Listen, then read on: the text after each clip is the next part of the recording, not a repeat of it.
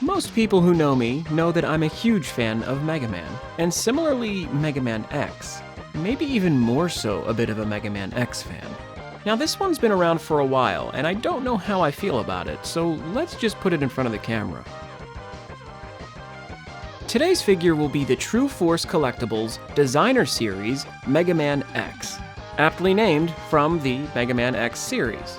This one's a bit interesting. Truforce Collectibles seems to be a company that's really only popular for having created these figures. It's kind of hard to find anything about the brand online besides the fact that they ran a Kickstarter campaign to create this figure. But the campaign was successful and they made quite a few of these, among color variants as well for higher tier backers.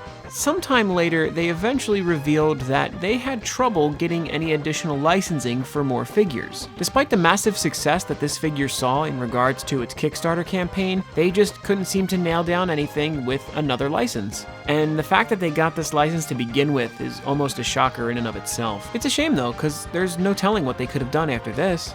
Now, interestingly, Keisuke Mizuno is the designer of this figure, who is actually a Capcom employee that worked on several different Mega Man properties. And he worked as a character designer, so I think that his abilities were certainly befitting of someone to design a figure like this. So let's find out if this Truforce Mega Man is truly something to behold, or if the fact that their website 404s is indicative of the fact that it isn't quite so mega.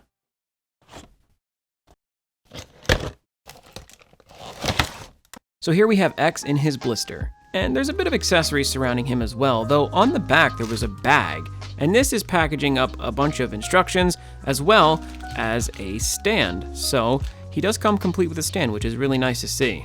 Now the included literature shows how you can actually equip his accessories, as well as install his batteries for his LEDs, which yes, there are LEDs here. There's also a separate pamphlet that shows you how to install his battery a little bit more detailed. And it's crazy to see that all this stuff is in full color. And before you ask, yes, they did include the batteries, which has not happened with any of the other figures I needed batteries for, so I want to thank Truforce for at least that much so far. And let me tell you about this stand, because it's less of a stand and more of a stage. This thing is huge, and it's really solid because there's a lot going on underneath it just to stabilize it, I guess. I don't see why all this is necessary, but you actually sit him on the top here on the flat part. It comes with two of these arms that have a grabber claw at the end, and the bottom is this weird socketed flat piece that I think just plugs into the sides. That'll definitely work. It seems pretty stable, but it just looks awful. With two of those claws on this thing, it already looks like a Mega Man enemy more than a stage. I'm Stage Man, prepare to be grabbed! Luckily, the peg here will allow this to move 360 degrees, and then each arm, of course, can be bent pretty much all the way, except for that right there doesn't go very far, though it does go all the way on the other side, strangely, I guess so that you could prop up the blast. And finally, the claws are exactly that, they're claws, they go in and out. And where the claw is connected can go pretty far to that side, and the other side not as good, so limited, but I think this should work just fine. And this is X out of the packaging. And I gotta say, he looks pretty decent, though I will say he's very, very heavy. His colors are a little washed out, if you really ask me, but that could just be the design they were going for. I don't really know. He is bottom heavy as heck, and that's mainly because the front of his legs are metal, definitely, though the back, not so much. This'll help with getting him to stand up on his own, which is nice, but personally, I feel like it's kind of wasted when you have differing materials. It could definitely make it look a little funny in photos. The face is, I think, what bothers me the most. It just doesn't look right. Those eyes are just freaky. If you put him side by side with the D-Arts Mega Man, there's just so much more humanity in this one. And the colors, again, are just kind of bland. I actually have a scale here, and I weighed X, and he comes in at a whopping 4.5 ounces. That's pretty heavy for a figure. For comparison, the D-Arts Mega Man only weighs 2 ounces. SH Figuarts Goku comes in at 2.6. And just for fun, because I know he's super fat, Bowser comes in at 9 ounces, which is actually pretty impressive. As far as size goes, on 2 feet, X comes in at almost a perfect 6 inches tall, which actually puts him at 1/12 scale, and somehow puts him a whole inch above the D-Arts Mega Man, which makes him just look a lot wimpier. But let's take a look at his articulation, because I will say one thing about this so far is that it has really interesting engineering. The first thing, of course, would be to look at the head, and the head can go up, it can go down, it can swivel all around because it is on our favorite, a ball joint. Now this is a little weird because the neck seems to have just the slightest bit of jitter back and forth, but I don't know if it's intended to be moved because he certainly can't stick his jaw out or anything very much. Though this Megaman X does have some pretty interesting shoulders. These flaps can go up and down, which is incredibly useful because he needs to be able to lift that arm up and down. And since it's on a simple hinge, that does allow it to go up and down pretty nicely even with the shoulder there, which is good. Though what's even more interesting is the butterfly joint that allows his shoulder to come out, which I think is awesome.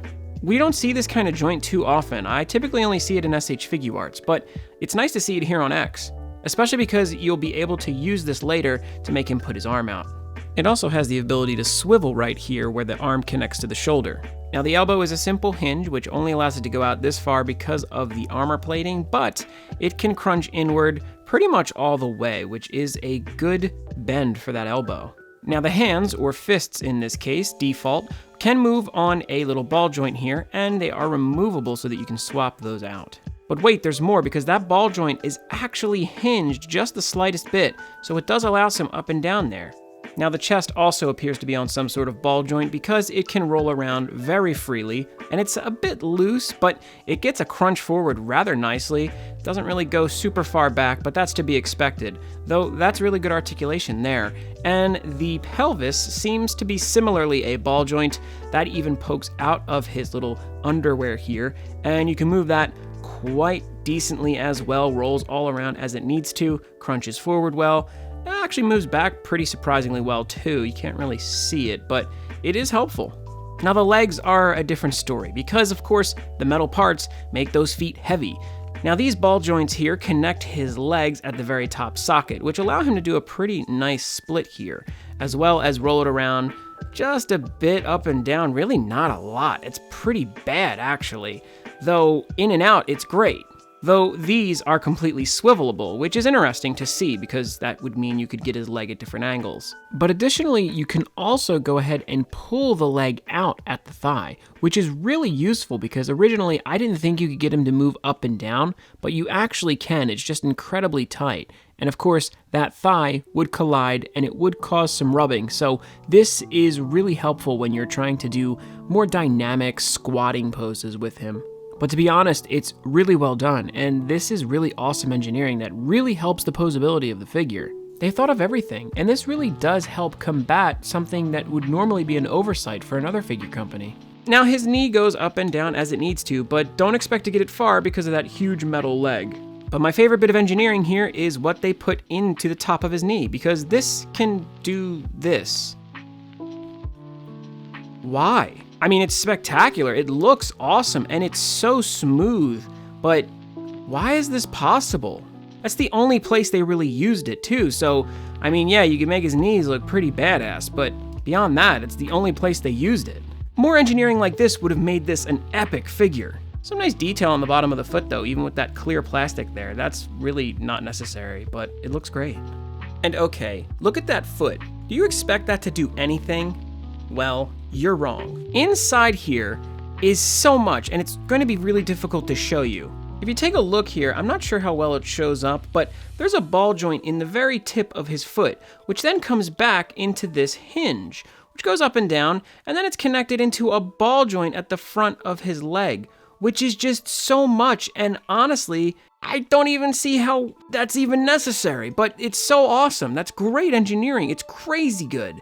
Why does it need to be that good? I don't think it does, but that's insane. I did not expect that. This is honestly freaking me out. This might be some of the best foot articulation I've ever seen. Okay, and now I'm feeling really dumb because I had to delist the video just to record this extra part here. Because these feet, while they have this awesome thing up at the top of the knee, there's also something else right here. If you look closely, it says, "Beware of burst," which I thought was just maybe referring to like his feet or something like that, but no, there is one other really cool engineering trick here.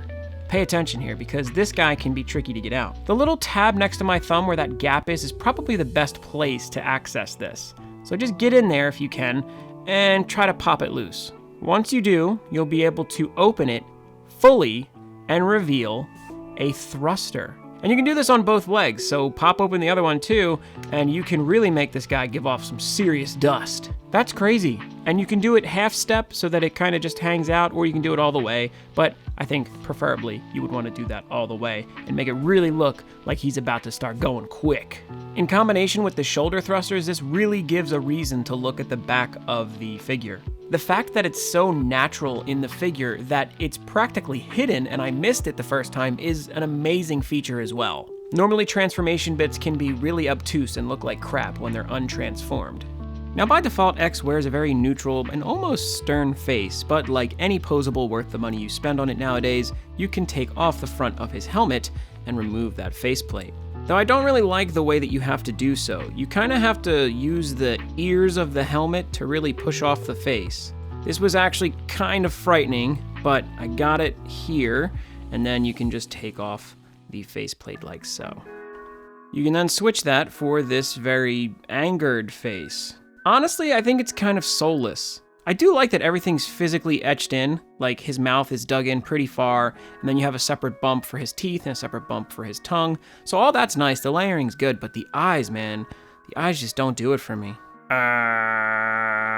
His hands are also swappable. As you can see on the left side of the screen, he wears a fist, while on the right side, he is wearing an open hand, which actually transitions us into the next accessory rather well. Because instead of him just slapping about or opening his hand stylishly, he can hold something different.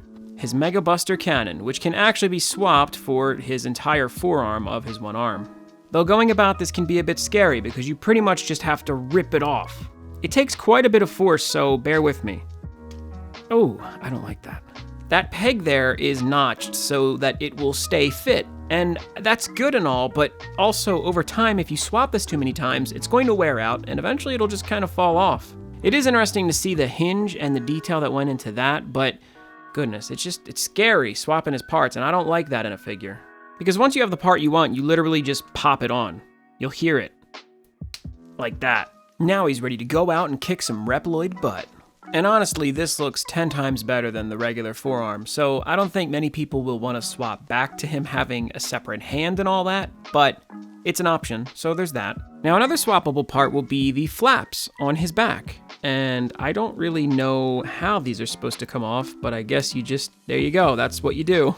With that removed, that little square hole will fit a square peg which corresponds with each direction because of the way that the armor's cut, and you just pop that right on.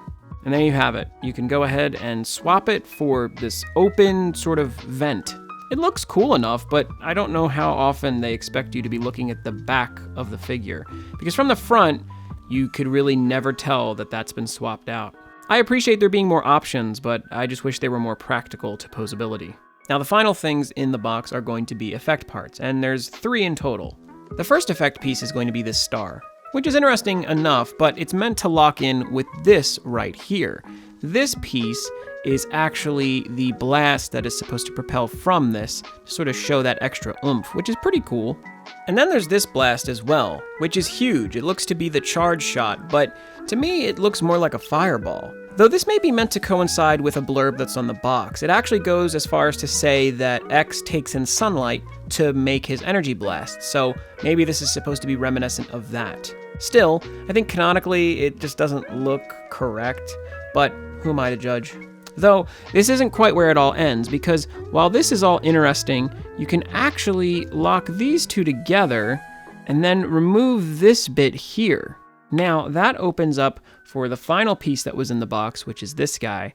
Once that's all locked in together, you can then take this and plug it all into one massive shot, which is pretty crazy and absolutely why there's a second arm to hold this up. Because if you made his arm cannon hold this, it would just completely fall over, similar to the one that comes with the D-Arts Mega Man, so I do appreciate it now. And since it's all clear, that should allow the next feature of this figure to shine even brighter, pun intended. The arm cannon actually just pops off at the top. It's sort of a loose connection, so be careful there. I'm actually really thankful for the fact that you can remove the entire battery door, and then plugging in the batteries is much easier that way. Just make sure you get the orientation correct. What's really cool is the engineering put into this, because it's a really simple connection. All you do is make this one metal piece contact with something on the battery housing, and then you have your LED, which is rather strong, I'd say. Though LEDs have a way of being like that. With that all done, you can put everything back into the cap of the Buster and then mount it back to his arm. And now, when you twist the arm, it's going to cause the plastic to push this over to that. And now your cannon will be very strong. So just like that, you click it to the right and boom, you have a Mega Buster. And let me tell you, it's strong. And when you put it on here, it actually does propel the light through, which creates an interesting effect. It's not really my style, but it's certainly appreciated. Now, look, when I first started this review, I did not think I was going to like this figure that much. It's kind of why I put it off for so long. Personally, I'll go as far as to say that the design is not my cup of tea. I never like modernizations of Mega Man. I don't like when they try really hard to make him look all edgy, and all the lines and everything on him just make it look sort of more like a Tron character than it does Mega Man X. But I will say the more that I've messed with this figure, the more I've thought that the design isn't so awful. It's not my bag, but it certainly could be yours. If you like this design, then by all means go ahead and get this figure, because what's here is actually really good. From a design standpoint, it's not my thing.